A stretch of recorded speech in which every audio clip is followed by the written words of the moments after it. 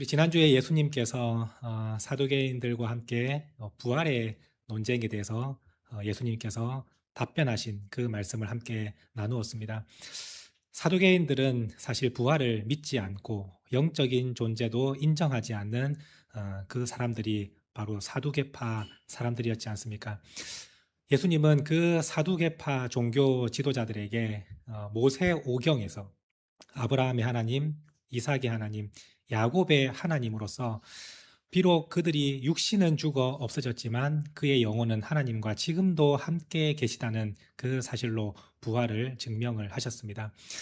그 말씀을 듣고 바리새인들이 예수님께서 정말 정확하게 답변하셨음을 이들이 감탄을 합니다. 왜냐하면 이 바리새인들은 부활을 믿었고 사두개인들은 믿지 않았는데 계속해서 그들은 논쟁을 벌여왔습니다. 근데 예수님께서 모세 오경을 통해서 부활을 증명하시니 이 바리새인들의 마음이 얼마나 시원했겠습니까?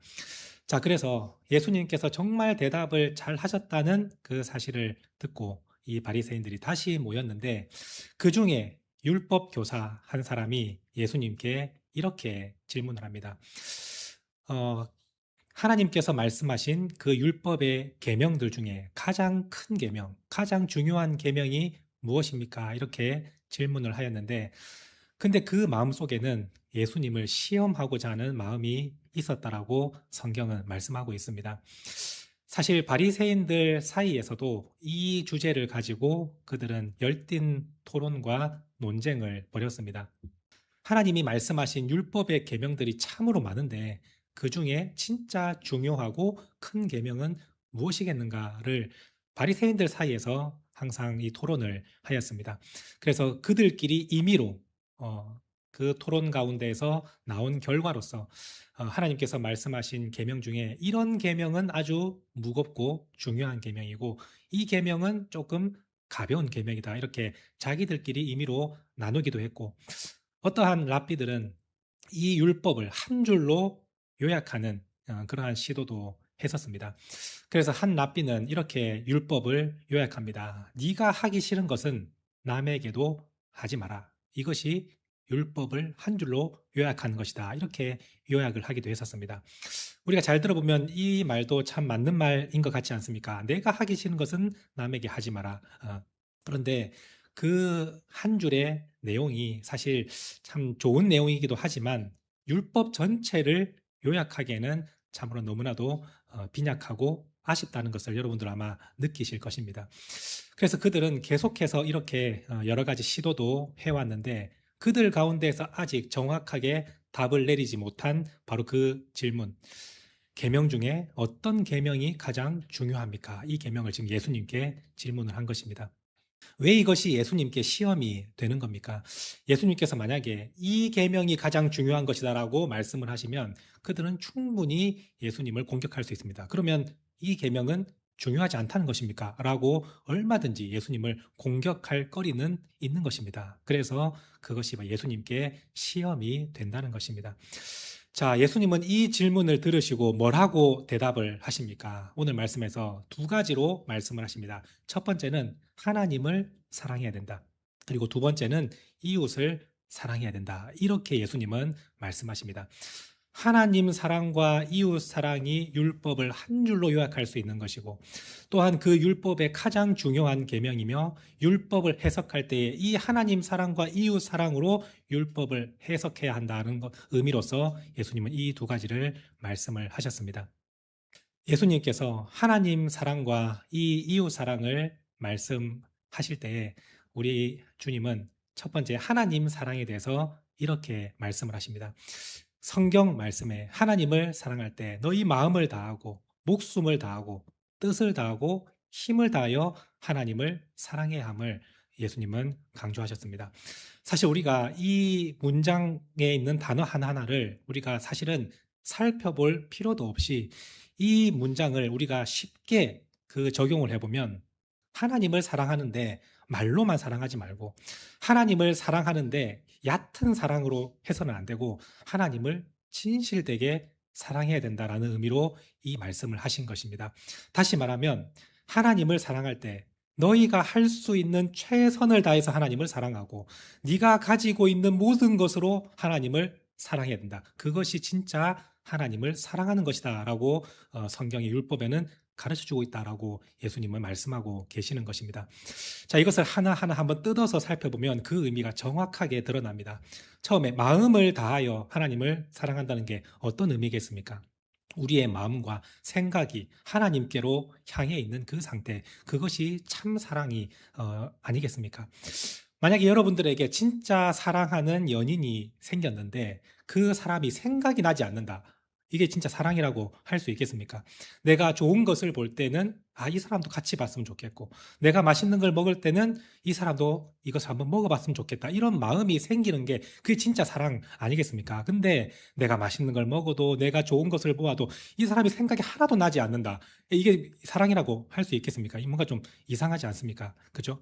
하나님을 사랑한다면 너희의 마음과 생각이 항상 하나님께로 향해 있어야 된다. 그것이 진짜 사랑이다라고 말씀하시는 것입니다. 두 번째로 목숨을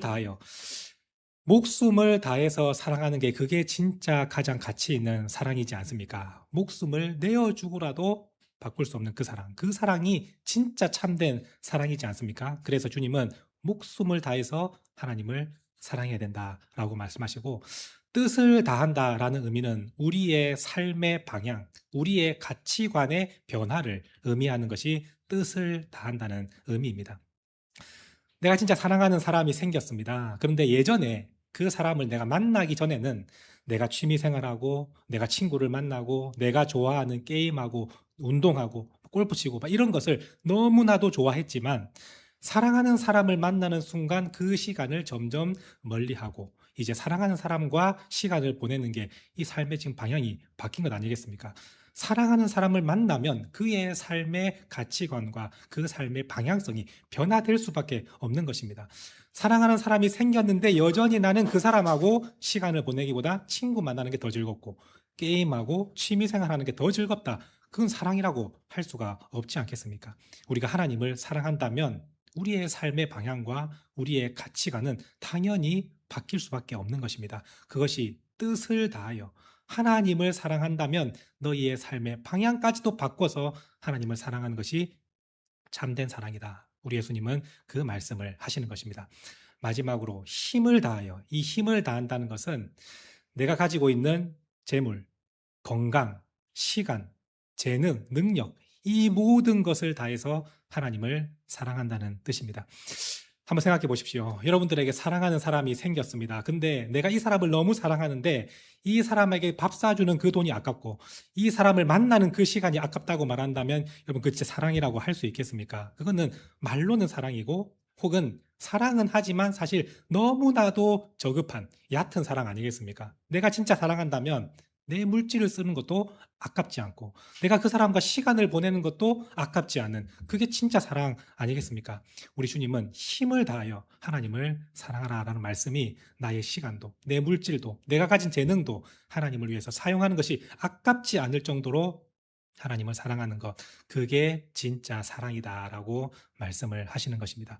그래서 이 네 가지를 한번 전체적으로 살펴보면 이렇게 되는 것입니다. 하나님을 사랑할 때 내가 할 수 있는 최선을 다해서 내가 가지고 있는 모든 것으로 하나님을 사랑하는 것. 예, 그것이 진짜 율법에서 말씀하신 하나님을 사랑하라는 의미다라는 것을 가르쳐 주십니다. 자, 그리고 이어서 두 번째는 예수님이 말씀하실 때 내 이웃을 네 자신과 같이 사랑하라라고 말씀하시면서 이렇게 말씀하십니다. 둘째도 그와 같다라고 말씀하시는데 그 의미가 첫 번째 계명보다 열등하다라는 의미가 아니라 첫 번째 계명처럼 이 둘째 계명, 이웃 사랑도 동일하다라는 의미로서 주님은 말씀하고 계십니다. 자, 이웃을 사랑하는 것, 그것이 진짜 하나님을 사랑할 때 나타날 수 있는 것이고 하나님이 원하시는 삶이 바로 그 이웃 사랑의 삶이다라는 것을 율법은 가르쳐주고 있습니다.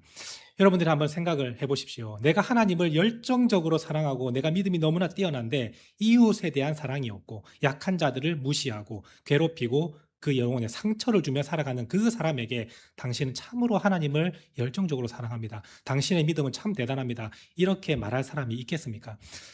이웃을 사랑하지 않는다면 그 자체로 하나님 사랑도 사실은 가짜인 것입니다. 그래서 예수님 말씀합니다. 하나님 사랑과 이웃 사랑은 똑같이 중요한 것이고 이 틀로서 모든 율법을 너희는 해석하고 적용해야 된다라는 것을 가르쳐 주시는 것입니다. 이 하나님 사랑과 이웃 사랑은 절대로 분리될 수 없고 그리고 열등하거나 우선되는 것이 아닙니다. 마치 동전의 양면처럼 지폐의 양면처럼 이 두 가지는 항상 같이 가야 하는 것입니다. 한번 생각해 보십시오. 지폐가 있는데 그 지폐의 한 면만 인쇄가 되어 있다. 여러분 그 지폐를 세상 가운데서 사용할 수 있겠습니까? 아무도 그것을 지폐라고 받아주지 않을 것입니다. 다시 말해서 하나님은 사랑하는데 이웃을 사랑하지 못하거나 이웃은 사랑하는데 하나님을 인정하지 않거나 이것은 절대로 같이 갈 수 없는 것입니다. 마치 새가 두 날개로 날 수 있는 것처럼 한 날개만 있으면 날 수가 없지 않습니까?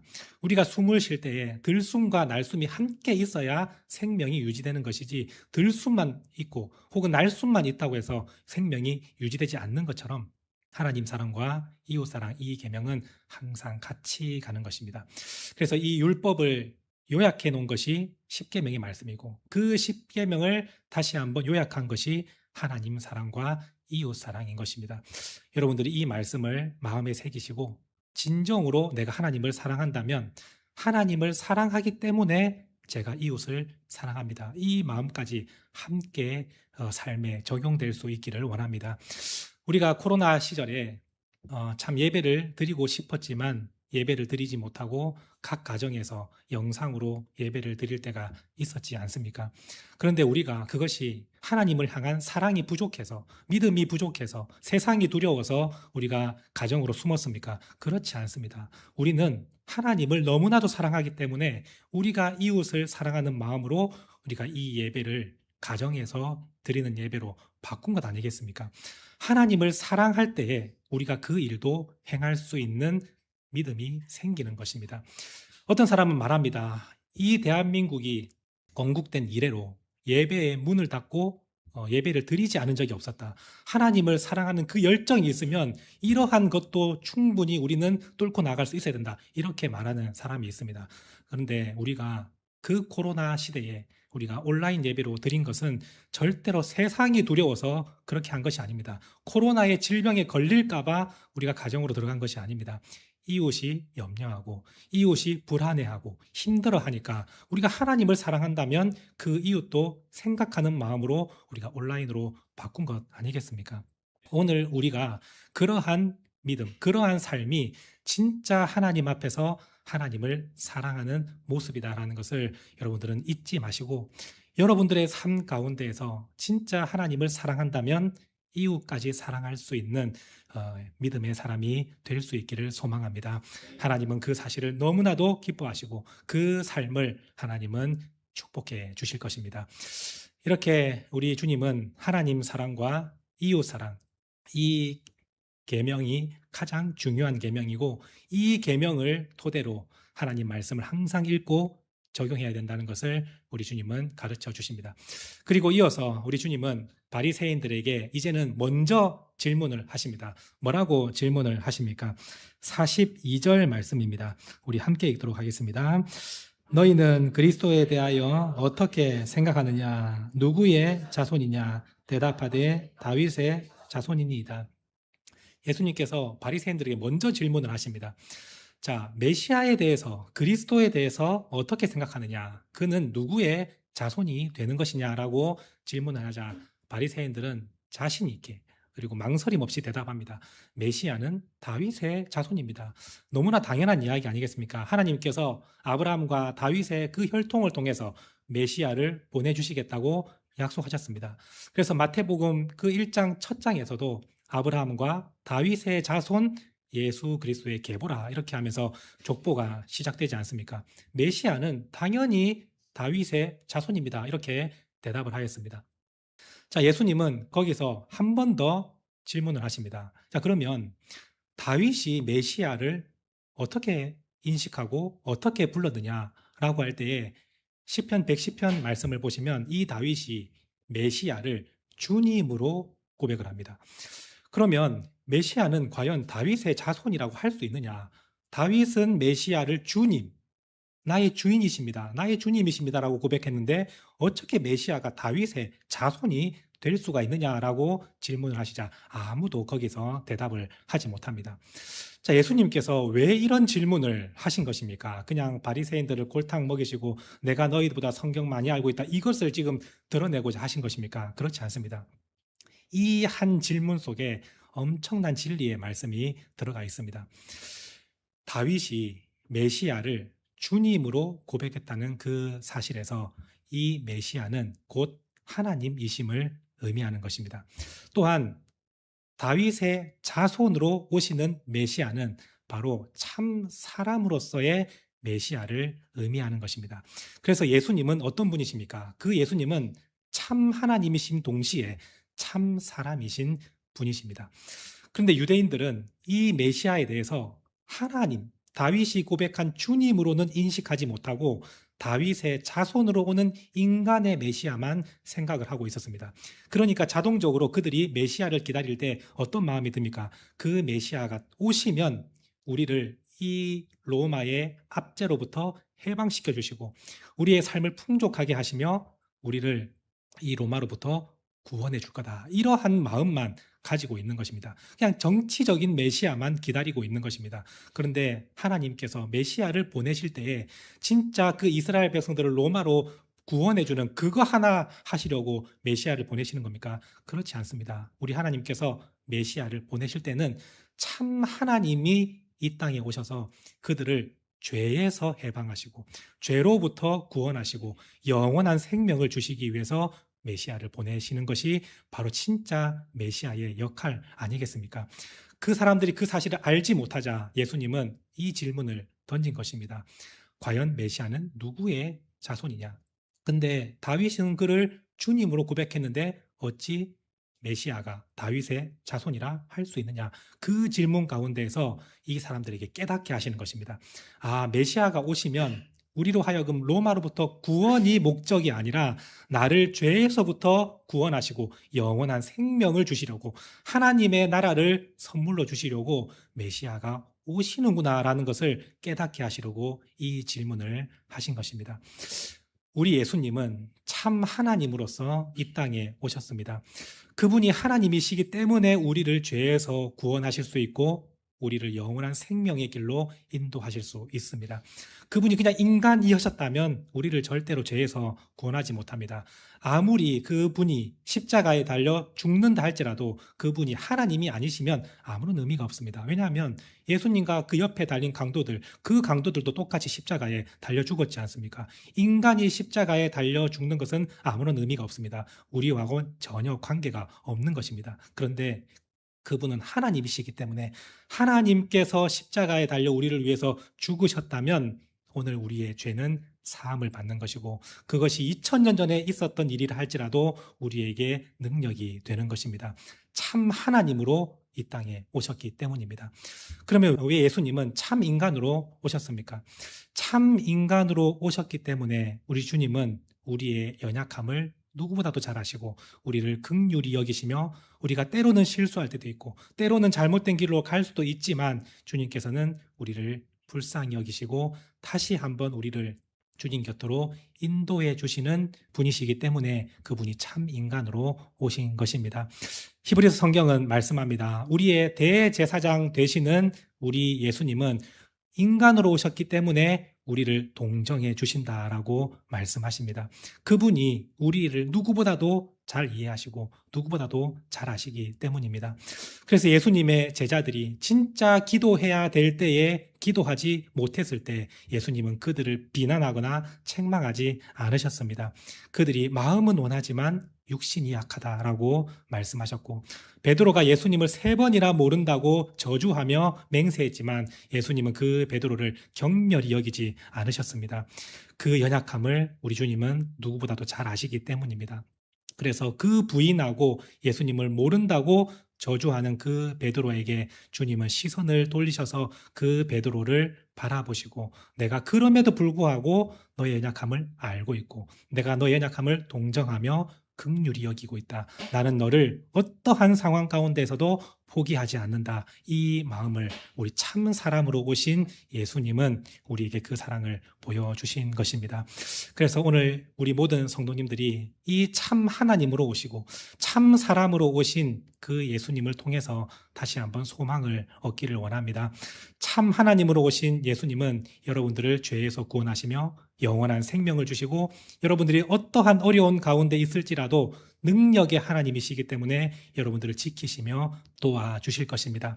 또한 그분은 참 사람으로 오셔서 우리의 모든 연약함을 동정하시고 긍휼히 여기시는 분이십니다. 그러므로 우리가 잘못된 일을 지금 행하고 있다 할지라도 다시 한번 우리가 주님 앞에 그 십자가 앞에서 돌이킬 때 우리 주님은 이 죄를 비난하고 정죄하지 않으시고 용서하시고 품어주시며 다시 한번 은혜를 내려주시는 주님이심을 기억하시면서 우리 모든 성도님들이 이 주님 앞에 다시 한번 소망을 얻고 이 힘들고 어려운 세상이지만 능력 있게 살아가는 저와 여러분들이 될 수 있기를 간절히 소망합니다.